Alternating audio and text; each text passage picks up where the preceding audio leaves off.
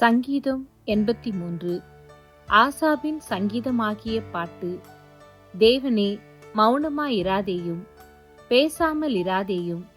தேவனே, சும்மா இராதேயும். இதோ உம்முடைய சத்துருக்கள் கொந்தளித்து உம்முடைய பகைஞர் தலையெடுக்கிறார்கள்.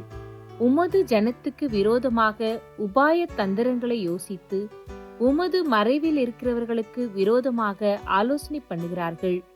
அவர்கள் இனி ஒரு ஜாதியாயிராமலும் இஸ்ரவேலின் பேர் இனி நினைக்கப்படாமலும் போவதற்காக அவர்களை அதம் பண்ணுவோம் வாருங்கள் என்கிறார்கள்.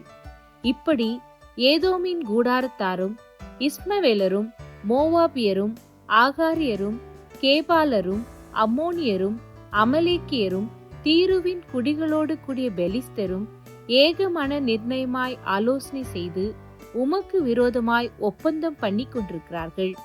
அசீரியரும் அவர்களோட கூட கலந்து லோத்தின் புத்திரருக்கு புயபலவானார்கள். மீதியானியருக்கு செய்தது போலவும் கீசோன் என்னும் ஆற்றண்டை எந்தோரிலே அழிக்கப்பட்டு நிலத்துக்கு எருவாய்ப்போன சிசேரா யாபீன் என்பவர்களுக்கு செய்தது போலவும் அவர்களுக்கு செய்யும். அவர்களையும் அவர்கள் அதிபதிகளையும் ஓரேபுக்கும் சேபுக்கும் அவர்கள் பிரபுக்களை எல்லாம் சேபாவுக்கும் சல்முனாவுக்கும் சமமாக்கும். தேவனுடைய வாசஸ்தலங்களை எங்களுக்கு சுதந்திரமாக நாங்கள் கட்டிக்கொள்வோம் என்று சொல்லுகிறார்களே. என் தேவனே, அவர்களை சுழல் காற்றின் புழுதிக்கும் காற்று முகத்தில் பறக்கும் துரும்புக்கும் சமமாக்கும். நெருப்பு காட்டை கொளுத்துவது போலவும் அக்கினி ஜுவாலைகள் மலைகளை எரிப்பது போலவும் நீர் உமது புசலினாலே அவர்களை தொடர்ந்து உமது பெருங்காற்றினாலே அவர்களை கலங்க பண்ணும்.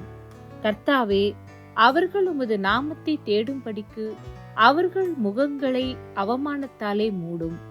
யெகோவா என்னும் நாமத்தையுடைய தேவரீர் ஒருவரே பூமி அனைத்தின் மேலும் உன்னதமானவர் என்று மனுஷர் உணரும்படி அவர்கள் என்றைக்கும் வெட்கி கலங்கி நாணமடைந்து அழிந்து போவார்களாக.